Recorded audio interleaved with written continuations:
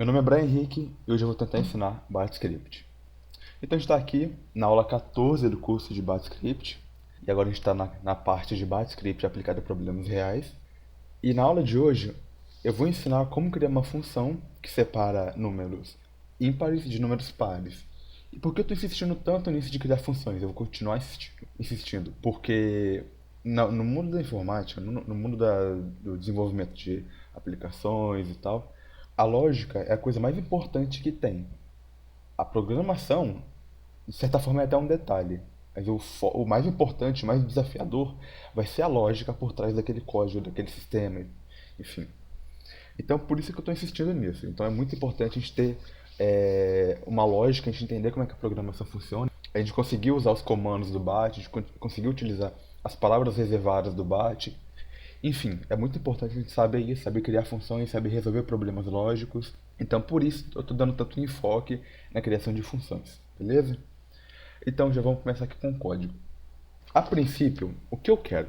Eu quero fazer uma função e eu vou colocar ela no formato de comando, como por exemplo, essa função aqui, que a gente criou. A cont, vocês lembram? Eu vou colocar cont Brian, ela vai contar quantas letras tem nessa string e vai apresentar na tela.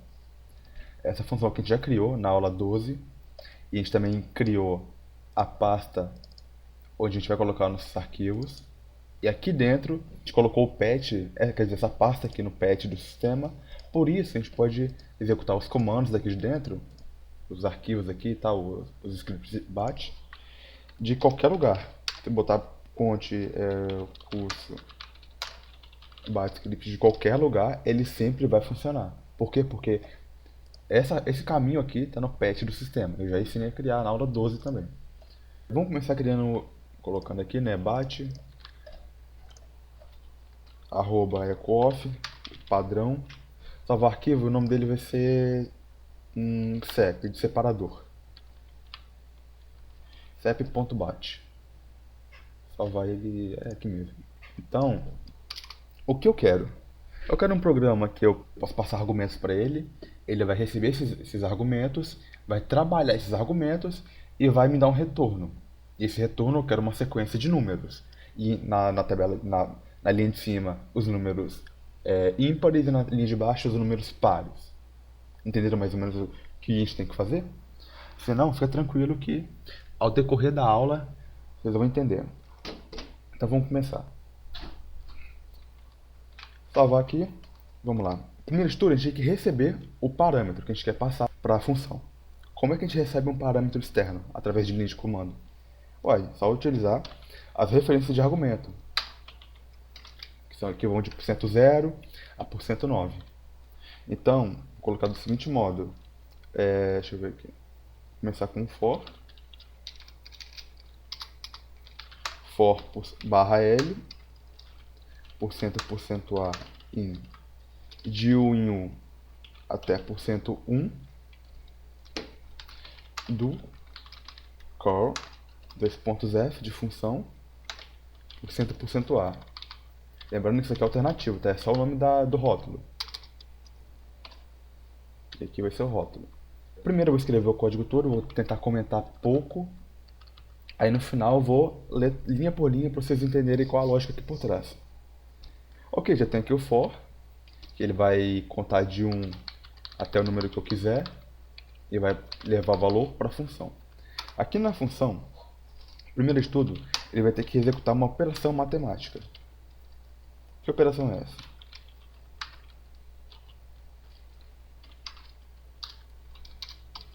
Então, por que a gente vai dividir isso aqui por 2? Colocar o operador aqui de módulo? Pelo seguinte motivo.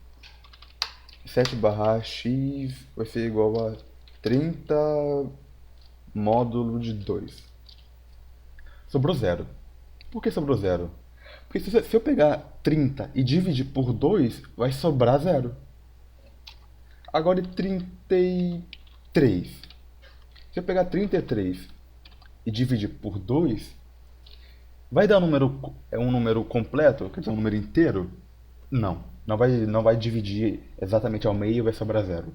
Vai sobrar um número. Por quê? Porque eu dividindo 33 por 2, ele vai dividir em duas partes de 16 e vai dar 32. Então sobra 1. Viram? Então, se sobra 0, ele é par. Se sobra 1, ele é ímpar. E partindo desse princípio, a gente vai criar a nossa função. Aqui a gente tem nosso cálculo matemático, mas tem um probleminha aqui, ó. Esse caractere. Quem já assistiu a aula de operadores, aliás, de caracteres especiais do BAT, que é a aula, acho que 10, sabe que a gente não pode colocar sozinho dentro de um arquivo em BAT alguns caracteres. Esse aqui é um deles. Nesse caso aqui, eu poderia então colocar o tio? Não. Por que não? Porque no caso da porcentagem, quando você colocar mais de uma, quer dizer, quer colocar uma porcentagem, tem que colocar duas porcentagens. Aí uma vai ser apegada para indicar que a outra deve ser realmente lida. Beleza? Então agora a gente executou a operação matemática, que ele vai pegar o valor aqui, por exemplo, 15 e vai dividir por 2. 15 dividido por 2 vai dar 8 e sobra 1. Então 15 é ímpar. A partir desse princípio, a gente tem que executar a operação aqui com quem? Com o comando if. Se x for igual a 0, então 7 par vai ser igual a par, vírgula, por cento 1. Se não, ele vai ser ímpar. Então 7 imp vai ser igual a imp, vírgula, por cento 1. Ok? O que isso está fazendo? Ele primeiro vai verificar se a sobra daqui é 0. Se a sobra for 0, a sobra dessa variável, dessa operação aqui for 0, então, obviamente, o número é par. Então, aqui ele vai adicionar a par. Sempre que define uma variável, o valor dela vai ser nulo, ou seja, nada. Então, obviamente, a minha cadeia de números, da separação entre ímpares e pares, ela vai começar com um ponto e vírgula. Vai ter nada aqui na frente, um ponto e vírgula, espaço e o número. Depois vai normalmente, termina normalmente. Mas isso aqui a gente resolve depois. Depois eu mostro como é que vai ficar. Mas se por um acaso a sobra não for igual a zero, então é óbvio, é ímpar. Então, em vez de o número ser colocado nessa variável, o número vai ser enfileirado nessa variável, a variável ímpar. Ok, a operação aqui já tá encaminhada. Mas agora, a gente tem que criar a saída, porque aqui o cal vai ficar toda hora vindo para cá. A cada número que ele adiciona aqui, tipo, ele vai de 1 em 1 até tal número, como por exemplo 8. Aí quando dá 1, ele desce para cá e determina se 1 é ímpar ou par. 1 dividido por 2, quer dizer, a sobra de 1 dividido por 2 é 0? Não, é 1. Ou melhor, não é 0, quer dizer. Então, como não é 0, ela vai vir para cá, ímpar. E 2? 2 dividido por 2 é 0? Sim. Então ela vai vir para cá. E 3 para cá, e 4 para cá, e 5.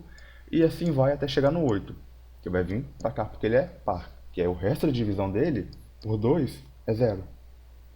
Acabando a operação aqui, não acaba o código. Porque o if, ele tá aqui, o for está aqui em cima ainda. O for não executou o que está embaixo. Como o for está aqui em cima ainda, ele vai executar os comandos que estão aqui embaixo.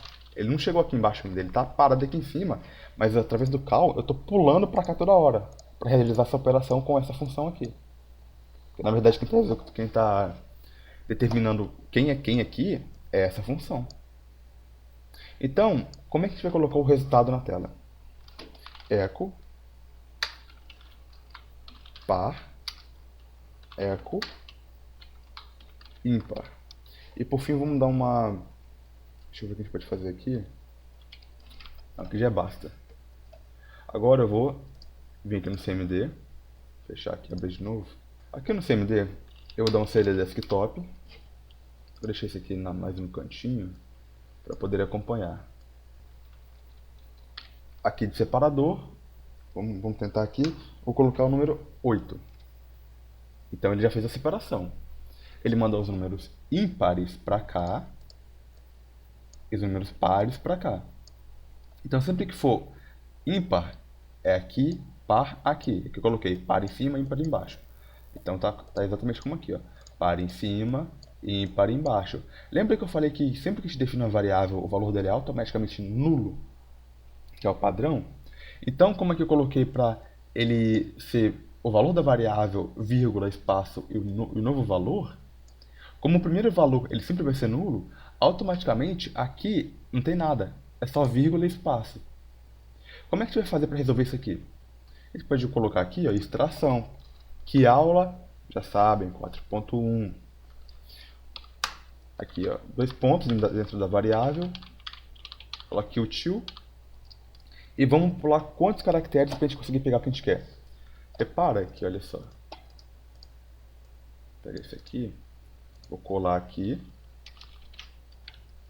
Vamos contar. Vocês sabem contar, já ensinei. Começa em que valor? 0. E depois 1, 2, 3, 4. E assim vai. Opa. E assim vai indo. Isso quer dizer o quê? Que essa matriz aqui ela vai começar a contar no 0. Então aqui é 0. 0, 1, 2. Então eu quero começar a computar a partir do 2. Eu não estou me referindo a esse 2 aqui, tá? Estou dizendo a posição na matriz de caracteres. Essa string aqui. Aqui é 0. Aqui é 1. Aqui é 2. Cada pulo que você dá, ele soma 1.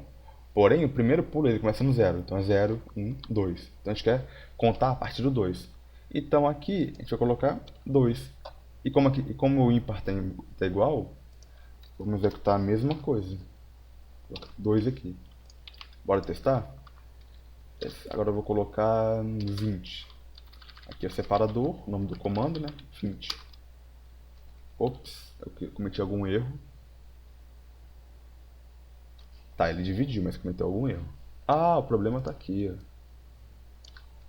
CLF. Agora eu vou salvar e executar de novo. Pronto, perfeito. Ficou muito comprido, eu vou diminuir aqui. 10. Não. Tá certinho. Eu queria que ficasse esse erro aqui, mas esqueci que eu queria que ficasse o erro. Enfim. Aí eu consertando esse erro aqui, repara que já não começa com vírgula. Aqui ele não começou com vírgula. É porque ele quebrou a linha aqui e começou com vírgula.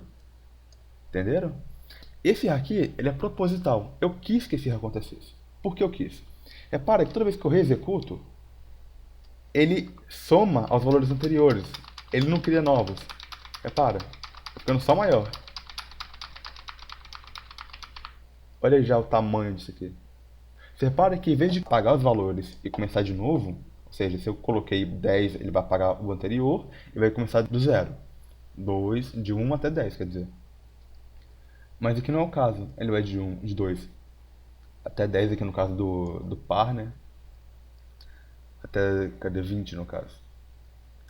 Aí depois ele já começa de novo do 2 e vai até o 20. Ele até dá um bug aqui, reinicia e começa, já adiciona mais um 20.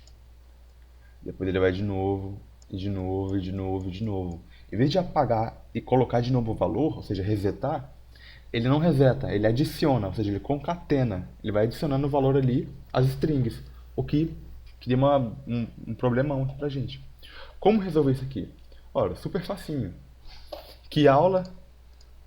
Tá, essa aula que eu não lembro o número não, mas é a aula que a gente fala do call. Como é que eu vou resolver esse problema aqui? Quando eu abro e executo o comando aqui dentro, as variáveis criadas por ele ficam aqui dentro. Mas eu não quero que as variáveis fiquem aqui dentro. Eu quero que os valores fiquem aqui dentro. Como eu posso fazer isso? Eu posso colocar aqui um CLS. Não, sacanagem. CLS não. Vou colocar aqui o quê? Dentro de um bloco, set local, end local. Porque vocês sabem que dentro de um bloco set local, end local, tudo que é setado ali dentro vai ficar ali dentro. E quando chega ao final, ele deleta os valores, do caso de variáveis. Mas, por exemplo, a saída do echo vai continuar na tela. Set local e no final, end local. A fim de melhorar a indentação do código e a legibilidade, vamos dar um tabzinho aqui para ficar mais bonito, mais organizado. Beleza? Agora eu vou dar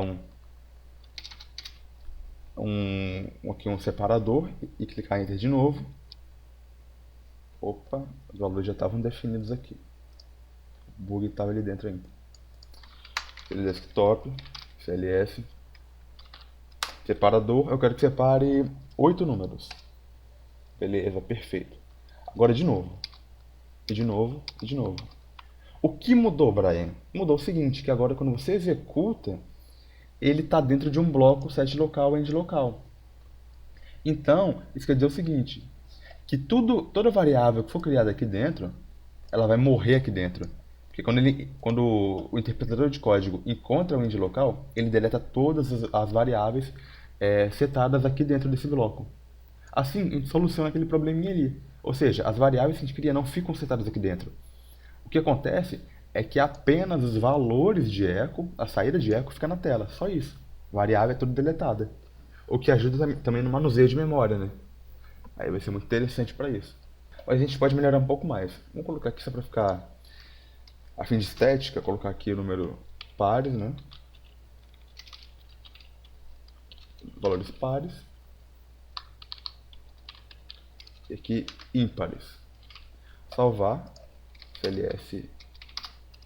E executar aqui com, deixa eu ver, 20. Tá aí. 2, 4, 6, 8, 10 e por aí vai. 1, 3, 5, 7, 9, por aí vai. Então ele conseguiu, com eficiência, separar os valores sem gerar qualquer tipo de erro. E teve quais erros? Dois. O primeiro erro foi que, como o valor dela vai ser nulo quando ela é criada, então aqui não vai ser nada. Então automaticamente vai começar com uma vírgula aqui e espaço, quer ver? Só pra gente relembrar. Olha como vai ficar. Tá vendo? Começa com vírgula porque o primeiro valor não é nada. A variável não tem valor ainda. Para resolver isso aqui, é só a gente colocar de volta a extração ali, para conseguir extrair só o que a gente quer. Ou seja, a partir do 2, tirar tudo. Então, aqui, muito facinho essa função. Claro, exige lógica? Claro que exige, mas não é tanto quanto as outras funções que eu vou chegar nelas ainda. No entanto, é muito importante a gente praticar a lógica, a gente praticar a criação de funções, a gente praticar a programação como um modo de se pensar. E não apenas ir lá e colocar o comandinho del /s para deletar tudo. Entendeu? Tem que ter a lógica, tem que entender por que funciona. A lógica de programação é muito importante e de forma implícita eu passei para vocês bastante material quanto à lógica de programação. Porque o if, o for, os blocos de código, as variáveis, quando elas devem ser utilizadas, os tipos e tudo, é tudo lógica de programação. Então, de forma implícita, eu ensinei para vocês lógica de programação. Enfim, agora que a gente já fez o que a gente tinha que fazer, tem que fazer o quê? Não se esqueçam. Vou colocar aqui um comentário. Tem dois modos de comentar, tá, gente? O rem ou 2 pontos aqui, já sabem. Vou usar o 2 pontos, que é o meu preferido. Que dia eu fiz esse script aqui? Dia 5. Ele é dia 20 do 5. Ou 16, né? Ok, qual a função dele? Função que separa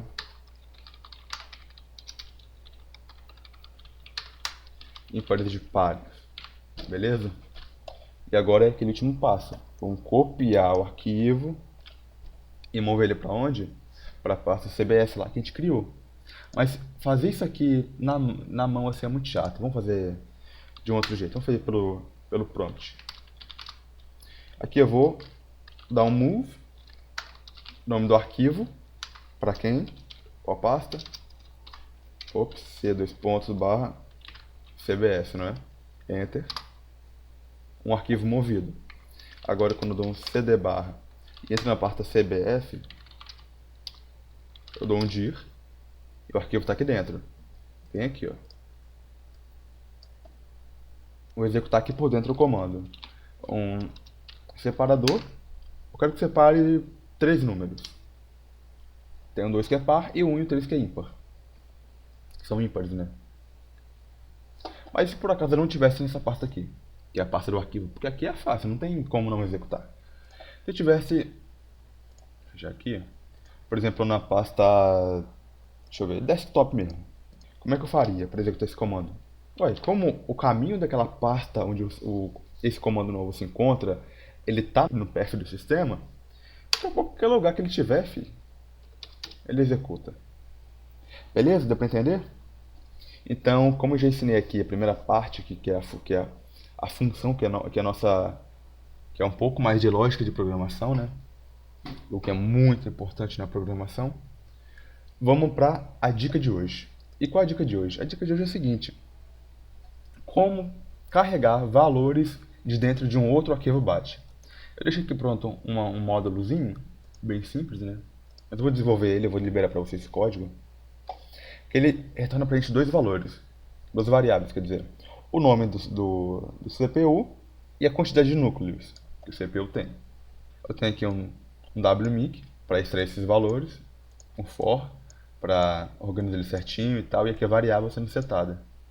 Beleza? E no final ele deleta um arquivo temporário que ele cria. Como é então que a gente vai fazer para pegar esses valores aqui e colocar dentro de um outro código? Ora, simples. É só criar um novo arquivo.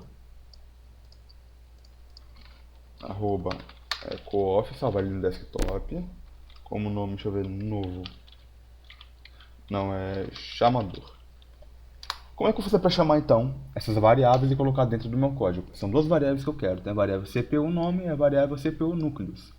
Aí, facinho. Você vai colocar o nome do arquivo, módulo.bat. Mas como é um arquivo que a extensão dele está no path de extensão do sistema, essa aqui, ó. Aqui, ó. Como está no path de extensão, que é .com, .exe, .bat, .cmd, .vbs, vb, javascript, enfim, como está aqui dentro, então ele executa sem precisar colocar extensão. Então nem extensão precisa colocar, só colocar o nome do módulo e está tudo certo. Depois de ele setar as variáveis, eu quero apresentar esses valores na tela. Eu quero CPU-nome e echo CPU, não, tá errado, né? É núcleos-CPU e nome-CPU. Não é isso? CPU-nome. Puta merda.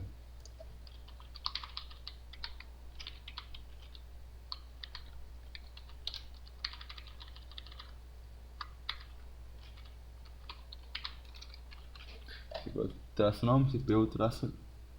Ah, tá de sacanagem. Não, tá certo. Enfim, colocamos aqui as duas variáveis que a gente queria. Que quando esse arquivo aqui rodar dentro daquele script ali, ele vai setar todos os valores, não é? Exatamente isso. Por fim, vamos colocar um pause para a gente ver a saída na tela e ver como é que fica. Mas aqui vai ter um problema. Qual é o problema? O problema é o seguinte, que quando você chama o arquivo aqui dentro, ele não vai setar as variáveis e vai fechar. Ele vai fazer isso aqui, ó. Você chama o arquivo, ele faz isso. Ele executa o código aqui dentro. Mas executa aqui dentro, substituindo o outro e depois fechando o código, porque aqui não tem um pause.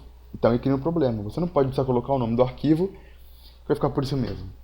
Como então a gente vai fazer isso? Usando call.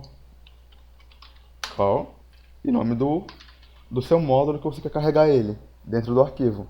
O que muda? O que muda é o seguinte, que aqui ele vai realmente carregar, tipo, ele vai executar, o call vai permitir ele executar aqui dentro. Quando ele termina a execução, ele continua a execução do código normal.